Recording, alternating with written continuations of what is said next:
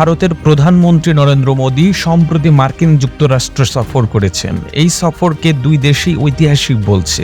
এই সফরে বাংলাদেশ নিয়েও আলোচনা হয়েছে, এমন নিশ্চিত তথ্য দিচ্ছে আন্তর্জাতিক গণমাধ্যম।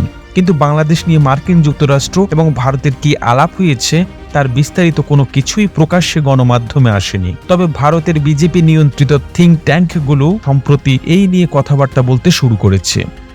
গত 2 দিনে ভারতের বিজেপি পন্থী দুটি থিঙ্ক ট্যাঙ্ক ভারত যুক্তরাষ্ট্র সম্পর্কে বাংলাদেশ ইস্যুটি নিয়ে আলোচনা করেছেন। ভারতে গত শুক্রবার অনুষ্ঠিত এক আলোচনা অনুষ্ঠানে বিজেপি নিয়ন্ত্রিত থিঙ্ক ট্যাঙ্কের একজন কর্মকর্তা বাংলাদেশ কেন ভারত এবং যুক্তরাষ্ট্রের সম্পর্কের জন্য গুরুত্বপূর্ণ সেই নিয়ে আলোচনা করেছেন। এই আলোচনায় তিনি বাংলাদেশের ব্যাপারে 5টি বিষয় নিয়ে নরেন্দ্র মোদী মার্কিন প্রেসিডেন্টকে অবহিত করেছেন বলে জানিয়েছেন। বাংলাদেশের ব্যাপারে মার্কিন যুক্তরাষ্ট্র যে কোনো সিদ্ধান্ত গ্রহণের ক্ষেত্রে 5টি বিষয়কে বিবেচনা নিতে হবে বলে ভারতের রাজনীতিবিদরা মনে করেন এবং ভারতের থিঙ্ক ট্যাঙ্ক এই বিষয়টির উপর এখন সবচেয়ে বেশি জোর দিচ্ছেন।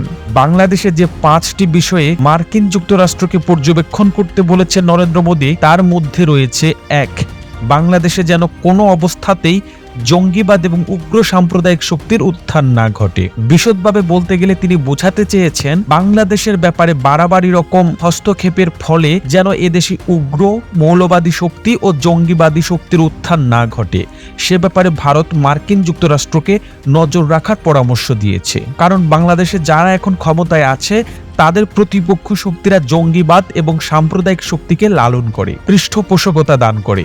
কাজেই আওয়ামী লীগ দুর্বল হলে বাংলাদেশে জঙ্গিবাদের উত্থান ঘটতে পারে এবং বাংলাদেশে আরেকটি আফগানিস্তানের মতো পরিস্থিতি হতে পারে। তাই বাংলাদেশের ব্যাপারে যে কোনো সিদ্ধান্ত গ্রহণের আগে এই বিষয়টি লক্ষ্য রাখা জরুরি বলে ভারত মনে করে। আর দ্বিতীয়টি হলো ভারতীয় বিচ্ছিন্নতাবাদীদের আশ্রয় দেওয়া। বিস্তারিত বোঝাতে চেয়েছেন মার্কিন যুক্তরাষ্ট্রকে ভারত বলেছে যে বর্তমান সরকারের আমলে ভারতীয় বিচ্ছিন্নতাবাদীদেরকে বাংলাদেশে স্থান দেওয়া হয়নি। বাংলাদেশ সরকার এ ব্যাপারে শূন্য সহিষ্ণুতা নীতি গ্রহণ করেছে। এর ফলে এই অঞ্চলে আঞ্চলিক শান্তি ও স্থিতিশীলতা রক্ষার ক্ষেত্রে গুরুত্বপূর্ণ ভূমিকা পালন করেছে। তাই বাংলাদেশের ব্যাপারে যে কোনো সিদ্ধান্ত গ্রহণের ক্ষেত্রে অবশ্যই বিচ্ছিন্নতাবাদীদের যেন উত্থান না ঘটে সেটি মাথায় রাখতে হবে।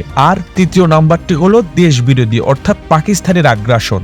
ভারত মনে করে যে বাংলাদেশে যদি একটি দুর্বল সরকার ক্ষমতায় আসে এবং স্বাধীনতা বিরোধী শক্তি ক্ষমতায় আসে তাহলে সেখানে পাকিস্তানের আগ্রাসন তৈরি হবে এবং ভারত মার্কিন যুক্তরাষ্ট্রকে সবসময় বোঝানোর চেষ্টা করেছে যে পাকিস্তানকে বিশ্বাস করা যায় না, পাকিস্তান কারো বন্ধু হতে পারে না। মার্কিন যুক্তরাষ্ট্র সাম্প্রতিক সময়ে পাকিস্তানের আচরণে তার প্রমাণও পেয়েছে। এই কারণেই ভারতের পক্ষ থেকে তৃতীয় যুক্তি হলো বাংলাদেশে এমন কোনো সরকার যেন না আসে যারা পাকিস্তান পন্থী এবং যার ফলে বাংলাদেশ পাকিস্তানের নীতি পদ্ধতি ইত্যাদি আহরণ করে। আর 4 নাম্বারটি হলো গণতান্ত্রিক স্থিতিশীলতা যেন ব্যাহত না হয়। বিশদভাবে বলতে গেলে ভারতের পক্ষ থেকে বলা হয়েছে ভারত মনে করে যে বাংলাদেশে এমন কিছু করা ঠিক হবে না যাতে গণতান্ত্রিক স্থিতিশীলতা নষ্ট হয়। অতীতের অভিজ্ঞতা থেকে ভারতে দেখেছে যে গণতান্ত্রিক পরিবেশ না থাকলে তার পরিস্থিতি আরো খারাপ হয়। 1-11 আনার ক্ষেত্রে মার্কিন যুক্তরাষ্ট্র ও ভারত একসঙ্গে বাংলাদেশে কাজ করেছিল, কিন্তু ভারতের কাছে